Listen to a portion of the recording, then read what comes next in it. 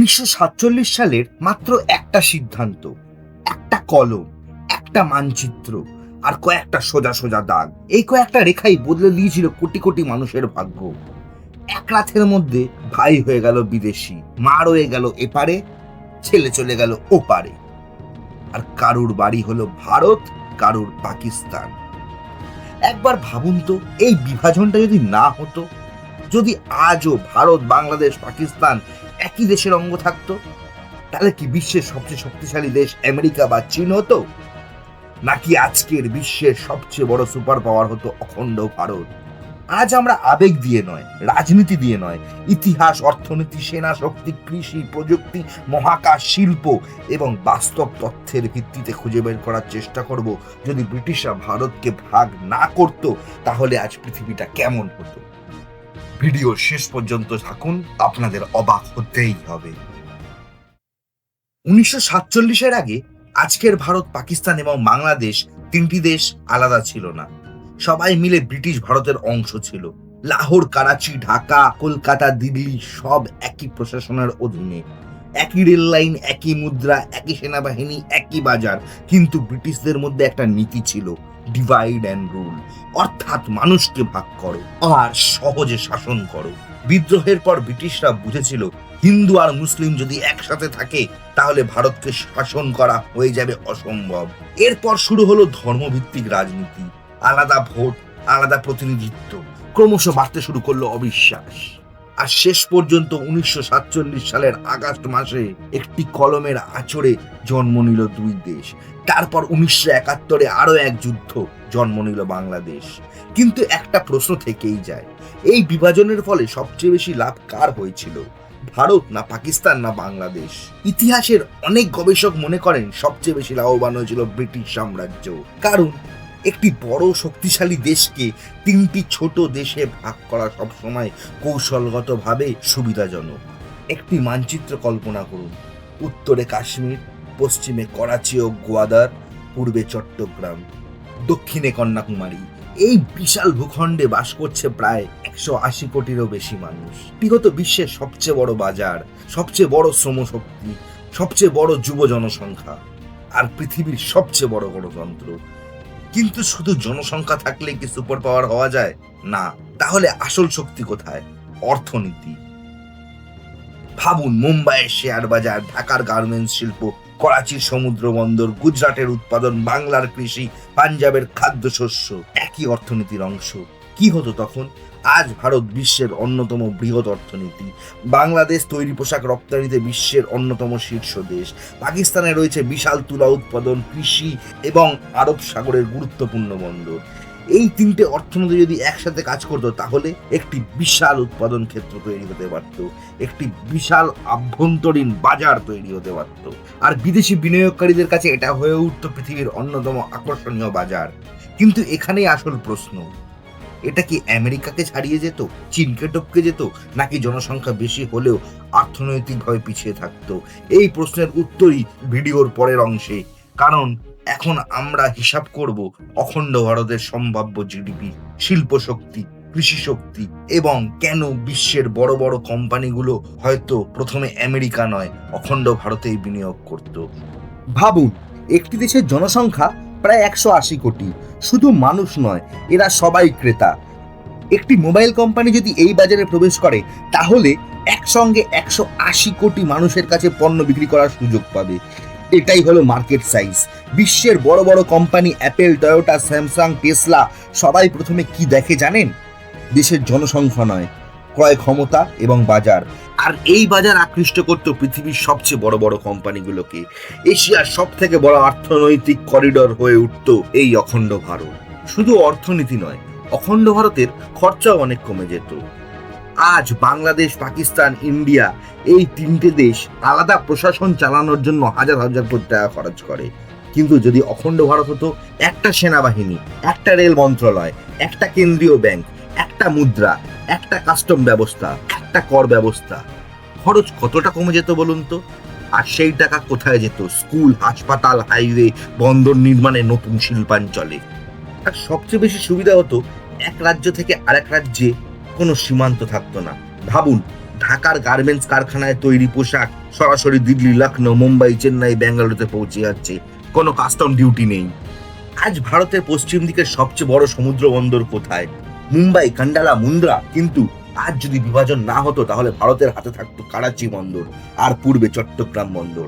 অর্থাৎ এই দেশের হাতে থাকতো আরব সাগর এবং বঙ্গোপসাগরের সবচেয়ে গুরুত্বপূর্ণ দুটি সমুদ্র বন্দর। ভাবুন বিশ্ব বাণিজ্যের প্রভাব কতটা হতো। এবার আসি সবচেয়ে বড় প্রশ্নে, জিডিপি। আজকে ভারতের জিডিপি, বাংলাদেশের জিডিপি, পাকিস্তানের জিডিপি, তিনটে যোগ করলে অর্থনীতি আরো বড় হতো। কিন্তু শুধু যোগ করলে কি সব শেষ? না, কারণ এটা একটা বড় দেশ হলে কোনো ভিসা নেই, কোনো আমদানি নেই, কোনো শুল্ক নেই। এটাই অর্থনীতির আসল শক্তি। এবার আসি কৃষিতে। একদিকে পাঞ্জাব, হরিয়ানা, উত্তরপ্রদেশ, অন্যদিকে বাংলার উর্বর বঙ্গদ্বীপ। বাংলাদেশের ফার্টাইল কৃষি জমি, সিন্ধুর তুলা, পাঞ্জাবের গম, আসামের চা, দার্জিলিং এর চা, সিলেটের চা, কেরালার মশলা, মহারাষ্ট্রের আখ, একই দেশের অঙ্গ। ভাবুন বিশ্বের সবচেয়ে বড় খাদ্য উৎপাদনকারী দেশ হয়ে উঠত অখণ্ড ভারত।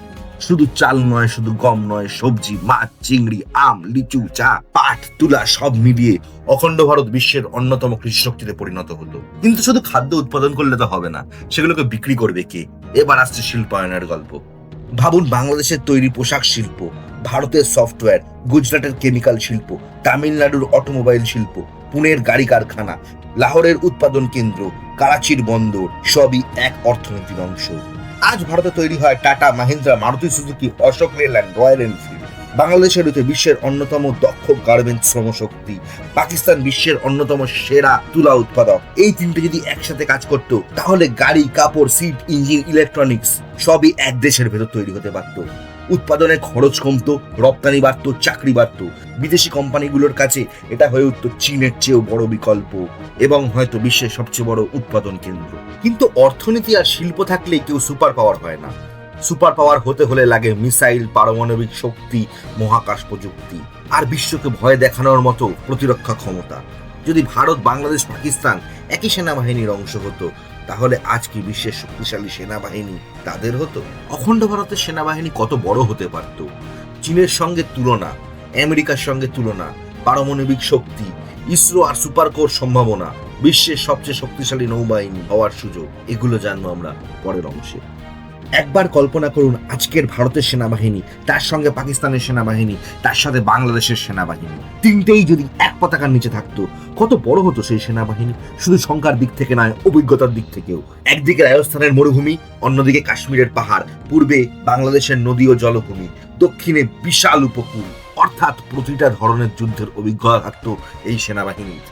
কিন্তু শুধু সেনা থাকলেই হবে না, যুদ্ধের জন্য দরকার অর্থ আর প্রযুক্তি। তাই অর্থ নিয়ে আলোচনা করি। বছরে কত টাকা বাঁচত? একটা প্রশ্ন। আজ ভারত, পাকিস্তান, বাংলাদেশ এই তিনটে দেশই আলাদা আলাদা সেনাবাহিনী চালায়, আলাদা বিমান বাহিনী, আলাদা নৌবাহিনী, আলাদা সীমান্ত রক্ষা বাহিনী, আলাদা প্রতিরক্ষা মন্ত্রণালয়। কিন্তু যদি আন্তর্জাতিক সীমান্তই না থাকতো তাহলে হাজার হাজার কিলোমিটারে কাঁটাতারের বেড়া লাগতো না, বছরের পর বছর সীমান্তে লাখ লাখ সেনা মোতায়েন করতে হতো না, ভারত পাকিস্তানের একাধিক যুদ্ধও ঘটতো না। এটি এমন একটা সম্ভাব্য ফলাফল যা অনেক বিশ্লেষকই বিশ্লেষণ করেছেন, যদিও এটি নিশ্চিতভাবে বলা যায় না। ভাবুন যে অর্থ সীমান্ত রক্ষায় ব্যবহার হতো তার বড় অংশ যদি গবেষণা, স্বাস্থ্য, উচ্চশিক্ষা এবং প্রযুক্তিতে বিনিয়োগ করা যেত তাহলে উন্নয়নের গতি কতটা দ্রুত হতে পারত। এবার আসি পারমাণবিক শক্তিতে, সবচেয়ে সংবেদনশীল বিষয় পারমাণবিক শক্তি। আজ ভারত একটি পারমাণবিক শক্তিধারী দেশ। পাকিস্তানেরও পারমাণবিক শক্তি আছে। বাংলাদেশ পারমাণবিক বিদ্যুৎ উৎপাদনের দিকে এগোচ্ছে। যদি এই তিনটে দেশ কখনো আলাদা না হতো তাহলে গবেষণা, বিজ্ঞান এবং প্রতিরক্ষা কাঠামো এক জায়গায় কেন্দ্রভূত হতে পারত। এর ফলে আরো দ্রুত প্রযুক্তি ইন্ট্রোডিউস করা সম্ভব হতো। যদিও এটা ঐতিহাসিক কল্পনা, নিশ্চিত বাস্তবতা নয়। কিন্তু সত্যিকারের সুপার পাওয়ার শুধু মাটিতে যুদ্ধ করে না, তারা যুদ্ধ করে মহাকাশেও। ইসরো আরো বড় হতো। বন্ধুরা, আজ ইসরোর নাম পুরো পৃথিবী জানে। চন্দ্রযান, মঙ্গলযান, সূর্য মিশন, কম খরচে মহাকাশ অভিযান। তাহলে ভাবুন পুরো উপমহাদেশের বিজ্ঞানী, বিশ্ববিদ্যালয়, কারখানা সব একসাথে কাজ করত, তাহলে কি হতো?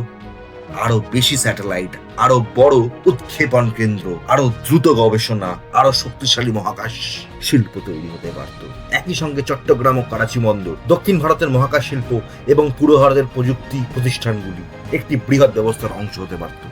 এবার আসি সৌরশক্তির সুপার পাওয়ার। এখন পৃথিবীর সবচেয়ে বড় লড়াই তেল নয়, পরিষ্কার শক্তি নিয়ে। রাজস্থান, গুজরাট, সিন্ধু অঞ্চলের শুষ্ক এলাকা, এই সব অঞ্চল সোলার এনার্জির জন্য অত্যন্ত উপযোগী। অন্যদিকে বাংলাদেশের নদী ব্যবস্থা এবং উত্তর পূর্ব ভারতের জল সম্পদ, জল বিদ্যুতের সম্ভাবনা বাড়তে পারত। যদি ঠিকঠাক পরিকল্পনা হতো তাহলে অখণ্ড ভারত রিনিউয়েবল এনার্জির বৃহত্তম কেন্দ্র হয়ে উঠতে পারত। এবার আসি ট্রেডে। অখণ্ড ভারত হয়তো মহাসাগরের সম্রাট হতো। একবার মানচিত্রটা ভাবুন, পশ্চিমে করাচি, দক্ষিণে মুম্বাই, কোচি, চেন্নাই, বিশাখাপত্তনম, পূর্বে চট্টগ্রাম। একটি দেশের হাতে আরব সাগর, ভারত মহাসাগর এবং বঙ্গোপসাগরের গুরুত্বপূর্ণ বন্দর। ভাবুন বিশ্ব বাণিজ্যের কত বড় অংশ এই সমুদ্রপথ দিয়ে যায়। এতগুলো বন্দর একই নৌবাহিনীর অধীনে থাকতো, তাহলে ভারত মহাসাগরের সেই দেশের প্রভাব অনেক বেশি হতো। এবার আসি সংস্কৃতিতে। একটা দেশকে মহান বানায় তার সংস্কৃতি, তার গান, তার সিনেমা, তার ভাষা, তার খাবার। ভাবুন তো, কলকাতার রসগোল্লা, ঢাকার ইলিশ, লাহোরের নিহারি, হায়দ্রাবাদের বিরিয়ানি, কাশ্মীরের কাওয়া, সিলেটের সাতকারা, পাঞ্জাবের লস্যি, সব যদি একই দেশের পরিচয় হতো তাহলে বিশ্বের সামনে সেই সংস্কৃতি কতটা শক্তিশালী হতো। তাই আমরা কিছু প্রশ্নের উত্তর খোঁজার চেষ্টা করব। বিশ্বের সবচেয়ে সমৃদ্ধ সংস্কৃতি কি অখণ্ড ভারতের হতো? বলিউড, টলিউড, ললিউড এক হলে কি হতো? পর্যটনে কত $1 ট্রিলিয়ন আয় করা সম্ভব ছিল? এবং শেষ প্রশ্ন, অখণ্ড ভারত কি সত্যি আমেরিকা ও চীনকে ছাড়িয়ে বিশ্বের 1 নম্বর সুপার পাওয়ার হতে পারত, নাকি বাস্তবতাটা আরো জটিল? একবার ভাবুন, একই দেশের মধ্যে তাজমহল, সুন্দরবন, লাহোর ফোর্ট, মহেঞ্জোদারো, সোমনাথ, নালন্দা, কক্সবাজার, হিমালয়, কাশ্মীর, দার্জিলিং, থার মরুভূমি, কেরালার ব্যাকওয়াটার, সব একই দেশের পর্যটনের মানচিত্রে। ভাবুন পৃথিবীর কোন দেশ এত বৈচিত্র্য দেখাতে পারে? একদিনে বরফ, পরের দিন সমুদ্র, তারপরের দিন মরুভূমি, তারপর বিশ্বের দীর্ঘতম সমুদ্র সৈকত। এমন দেশ পৃথিবীতে আর কোনটা আছে? এবার আসি ফিল্ম ইন্ডাস্ট্রি এবং খাদ্যপানে। আজ মুম্বাইয়ের বলিউড, ঢাকার চলচ্চিত্র শিল্প, লাহোরের চলচ্চিত্র জগৎ তিনটে আলাদা, কিন্তু একই দেশে থাকলে একই বাজার, 180 কোটি দর্শক, একই ওটিটি মার্কেট। কি বিজ্ঞাপন বাজার, কি মিউজিক ইন্ডাস্ট্রি! ভাবুন, কিশোর কুমার, রুনা লায়লা, নুসরাত ফতেহ আলী খান, লতা মঙ্গেশকর সবাই একই দেশের সংস্কৃতির পরিচয়ের অংশ হতেন। তাহলে বিশ্ব সংস্কৃতিতে সেই প্রভাব কতটা বড় হতে পারত? আর খাবারের কথা বললে একই দেশের মধ্যে আপনারা পেতেন ঢাকার ইলিশ, কলকাতার বিরিয়ানি, লাহোরের নিহারি, করাচির বিরিয়ানি, হায়দ্রাবাদের বিরিয়ানি, কাশ্মীরের ওয়াজওয়ান, পাঞ্জাবি লস্যি, সিলেটের সাতকরা, মুর্শিদাবাদের রেজালা। একটি দেশের খাদ্যই ঐতিহ্য। আজ ইতালিকে মানুষ মনে রাখে পিজার জন্য, জাপানকে মনে রাখে সুশির জন্য। অখণ্ড ভারতকে হয়তো মনে রাখতো বিশ্বের সবচেয়ে বৈচিত্র্যময় খাদ্য সংস্কৃতির দেশ হিসাবে। অখণ্ড ভারত কেমন হতো আপনাদের কাছে তুলে ধরার চেষ্টা করলাম। এবার সবচেয়ে বড় প্রশ্ন, অখণ্ড ভারত কি বিশ্বের 1 নম্বর সুপার পাওয়ার হতো?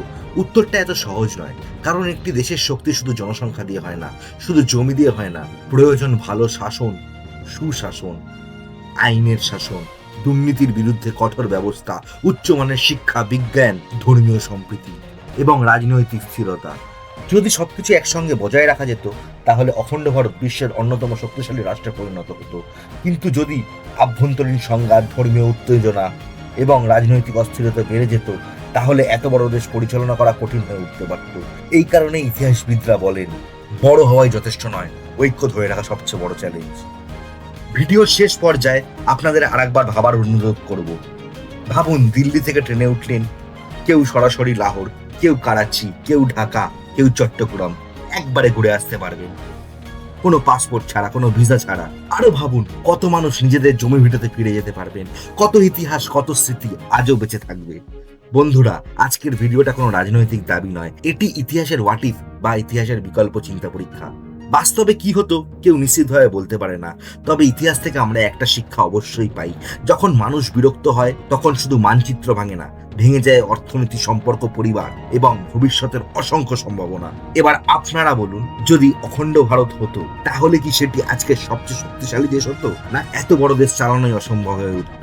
আপনাদের কমেন্ট আমাদের কাছে গুরুত্বপূর্ণ। ভিডিওটি ভালো লাগলে লাইক করুন, শেয়ার করুন আর সাবস্ক্রাইব করুন যুগান্তর নিউজ।